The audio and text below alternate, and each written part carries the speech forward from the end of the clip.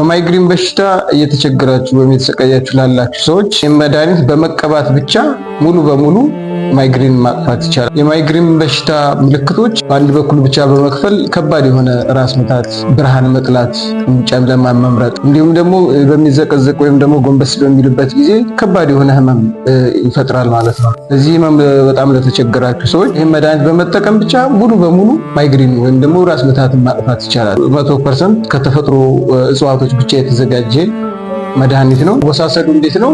ቅባት ወይንም በቅቤ ነገር ይለወስና ከተቀላቀለ በኋላ አዳሩን ተቀብቶት ያድርና ጠዋት መታጠብ ነው። ተከታታይ ለ10 ቀን ከተወሰደ ሙሉ በሙሉ ማይግሪን ማጥፋት ይቻላል ማለት ነው። ሐኪም ኢብራሂም አህመድ ነኝ ከሀበሻ የባህል ሕክምና መስጫ ማዕከል። አድራሻችን ዓለም ባንክ ወረዳ 4 ዮናታን ህንፃ አጠገብ። መድኃኒት ለምትፈልጉና እኛን ለምትፈልጉ ሰዎች በ0974 64 64 65 ላይ ደውላችሁ ማግኘት ትችላላችሁ።